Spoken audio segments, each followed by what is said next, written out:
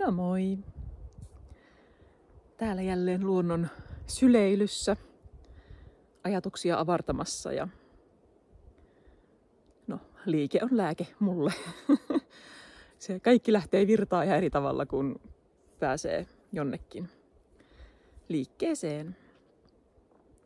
Mutta päivän epistolaan pohdintaan siitä, että onko sulla otsassa sellainen uhrileima ajatuksena, että kyllähän minä, mutta kun ne muut. En mä voi muuttua, koska ei lähipiiri salli. En voi tehdä sitä, en voi tehdä tätä, koska ne joku, kuka tahansa, lapset, puoliso, vanhemmat, esihenkilöt, työkaverit, kaverit.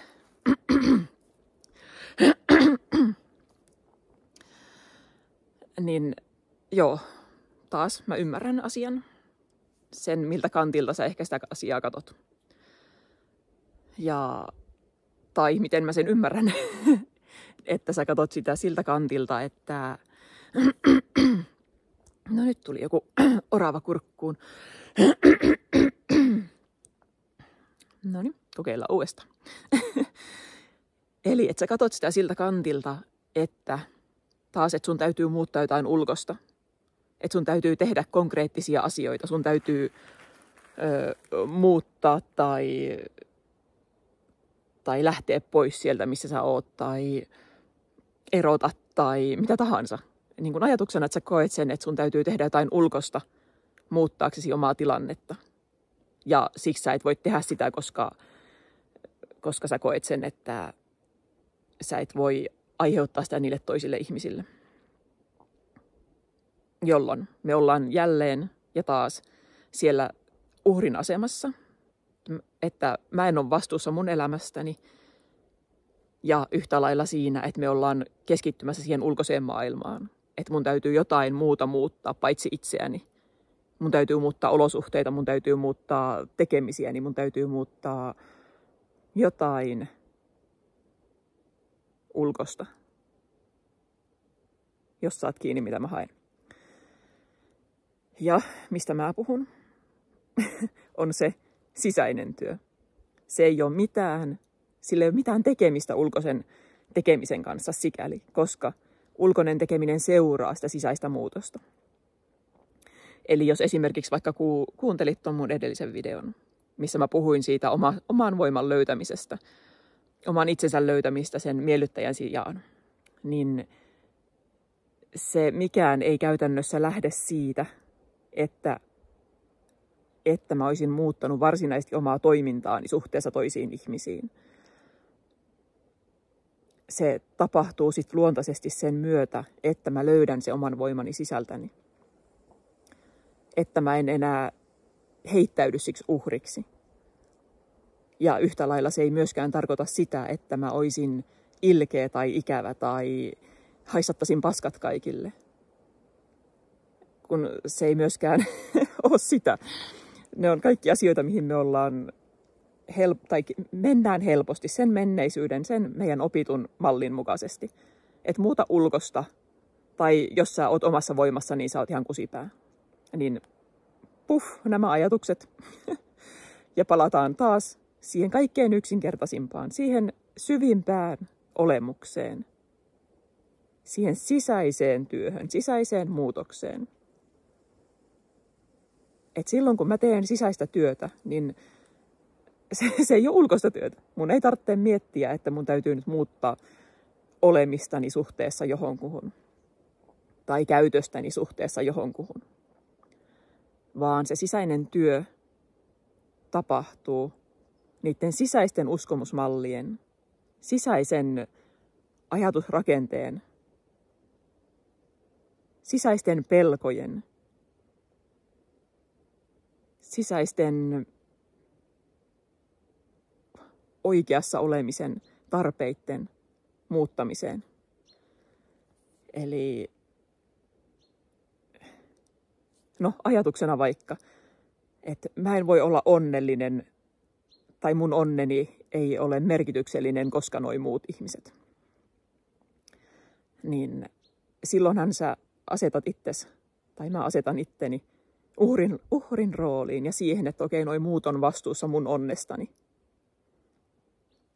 Kun taas toinen ajatus, että mä voin olla onnellinen riippumatta näistä muista ihmisistä, riippumatta olosuhteista, riippumatta mitä noi muut mulle tekee tai ei tee. Eli taas se on ihan vaan semmoinen pieni katkaisija siellä aivoissa, että niks-naks, on off, että mä en ole uhri. Noi muut ei ole vastuussa mun onnellisuudesta, noi muut ei ole vastuussa mun onnettomuudesta. Noi muut ei tee lopulta mulle yhtään mitään. Kaikki se tapahtuu mun mielessä, mun uskomusjärjestelmässä, mun oletuksissa.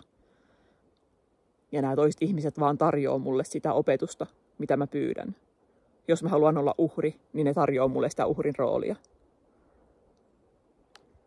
Ja siinä vaiheessa, kun ei tarvitse olla enää uhri, niin pystyy ottaa sen vastuun omasta itsestään.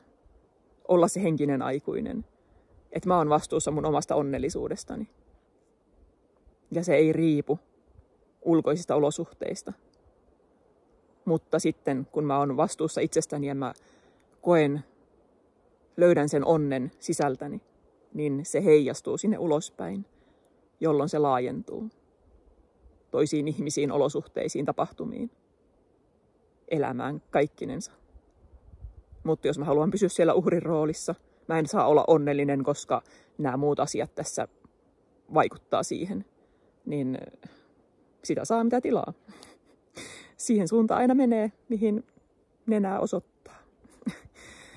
Ja se haaste siinä on just se, että meidät on opetettu siihen, keskittymään sinne ulkoiseen, katsomaan niihin muihin päin, että mä en voi, koska noi, mä en voi, koska tää ja tuo ja se.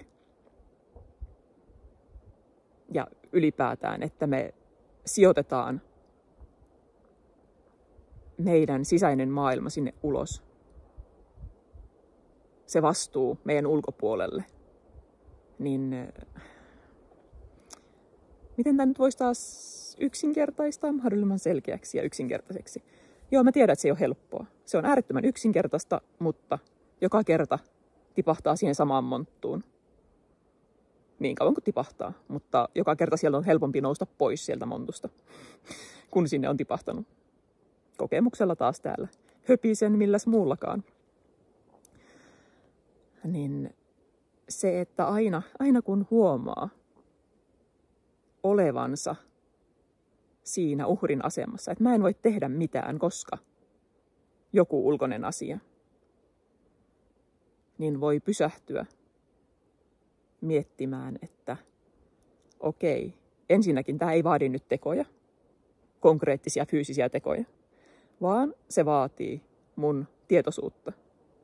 Miksi mä uskon, että mä olen täytä tyhjä kohta. Olen vaikka arvoton, että noiden toisten arvo on korkeampi kuin mun. Olen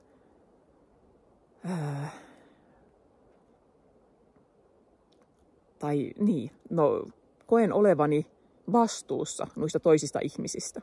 Se on aika hyvä, se on aika yleinen, se on aika syvään painettu taktiikka kanssa, että mä omistan mun lapseni, mä omistan mun puolisoni, mä omistan mun eläimeni. Että mä oon vastuussa niistä. Silloinhan sä asetut Jumalan asemaan, että mä olen täällä korkealla ja mä kyllä pystyn pitämään huolta teistä kaikista muista. Te pienet ja arvottomat siellä. Taas karrikoiden. Mutta kun senkin ajatuksen kääntää, että okei, jokaisella lapsella, jokaisella aikuisella, jokaisella eläimellä on oma jumaluutensa, oma korkein itse, mikä ikinä, miksi haluat sitä kutsua, joka on tavallaan vastuussa siitä itse itsestänsä. Jokaisella on se suojelusenkeli, joka pitää huolta siitä olennosta, siitä sielusta, siitä yksilöstä. Me ei voida olla vastuussa kenestäkään muusta kuin itsestämme. Se ei tarkoita sitä, että me ei pidettäisi huolta kaikista siitä, mitä meidän ympärillä on. Mutta Se tiputtaa meidät sieltä vastuuasemasta, että kaikki tapahtuu vaan kaikkien korkeimmaksi parhaaksi. Mä en voi olla vastuussa toisesta sielusta. Mä voin pitää huolta siitä, mä voin ruokkia ja pitää yllä sen, että sillä on kaikki parhailla mahdollisella tavalla, mutta mä en voi olla vastuussa siitä, mitä sille tapahtuu. Jolloin se vapauttaa sitä ajatusta, että mä oon jotenkin jumissa, mä oon jotenkin velvoitettu.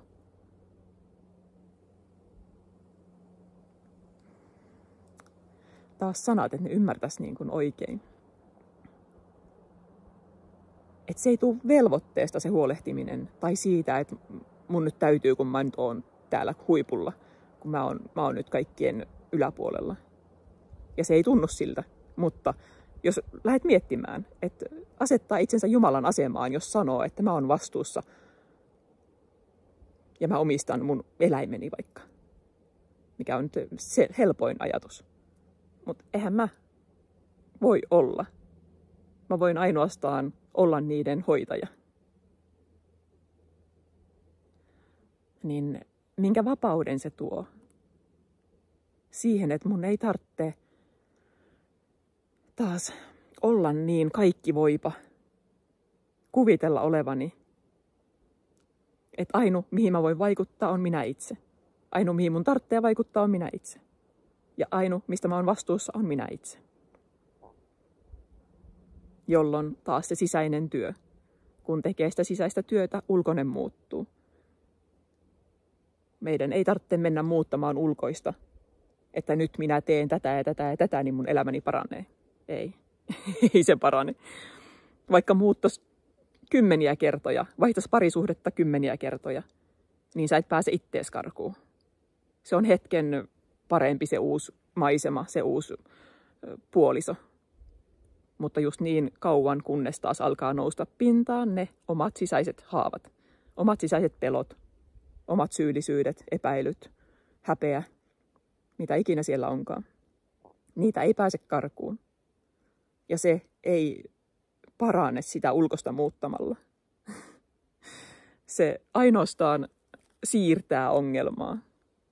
Ja se ulkoinen näyttää sulle vaan tasan tarkkaan sitä, missä sä itse oot menossa. Jos sä haluat uhriutua, niin ihan ok. Saatan sä uhriutua. Ei sekään ole. Elämäähän tää vaan on ja kokemuksia. Mutta jos sä haluat lähteä katsoa ittees, niin se ei tapahdu ulkokautta, ulkoisia asioita muuttamalla, vaan sitä sisäistä uskomusjärjestelmää muuttamalla. Ja tässä on se asian ydin, taas mihin mä autan sua näkemään niitä asioita, avautumaan sille, pääsemään sinne omaan sisimpään, pääsemään irti siitä ulkoisen muuttamisesta. Että se on ihan eri asia, se tapahtuu tai muuttuu tai ei muutu, mutta se mihin mä keskitän sua on se sisäiseen muutokstyöhön, siihen niiden ajatusmallien ja rakenteiden muuttamiseen, jolloin sun ulkoinen maailma voi muuttua, jolloin sä voit olla onnellisempi, vaikka se ei muuttuskaan, koska sä alat nähdä asiat laajemmin, ymmärtää asiat eri tavalla. Niin se on se sisäinen prosessi, mihin mä autan sua, jos sä oot siihen valmis lähteä. Jos sä haluat löytää sen voiman itsestäsi, päästään irti siitä uhrin asemasta. Jos sä haluat muuttaa sun elämää, jos sä haluat nähdä niitä ulkoisia muutoksia, niin sun täytyy kääntyä sinne sisälle päin. Taas niin yksinkertaista ja niin hitoksiin vaikeeta. Mutta sitä varten just esimerkiksi mä oon täällä, että mä autan siinä prosessissa. Koska se on tosi rasittavaa tehdä yksin. Tiedän, kokemusta taas on. Löytyy ihan riittävästi. Niin miten paljon se nopeutuu ja helpottuu se prosessi, kun siinä on se kanssakulkija, se joka näkee sen asian. Voi auttaa suakin näkemään paremmin, helpommin, suoremmin. Mutta se vaatii sitä vastuunottoa itsestään. Se vaatii sitä henkiseen aikuisuuteen astumista. Että mä en ole enää pieni ja uhri kuin ne muut. Vaan että hei, voiko mä nähdä tämän toisin? Voiko mä katsoa tätä jollain toisella tavalla? Voinko mä ottaa sen henkisen aikuisen paikan? Voinko mä ottaa vastuun omista kokemuksistani, omista tunteistani, itsestäni, ilman että mä siirrän sitä tuonne muihin, ilman että mä annan sen vastuun. Koska silloin kun mä annan vastuun jollekin ulkoiselle, niin mä en pysty muuttaa tilannetta, mä en pysty muuttaa asiaa. Mutta sitten kun mä otan vastuun itselleni, niin mulla on kaikki valta ja voima muuttaa omaa elämääni. Ja edelleen se ei tapahdu ulkoisia asioita katsellen, vaan sisäistä maailmaa muuttaen ja katsoen, jolloin kun sisäinen muuttuu, niin ulkoinen muuttuu. Taas niin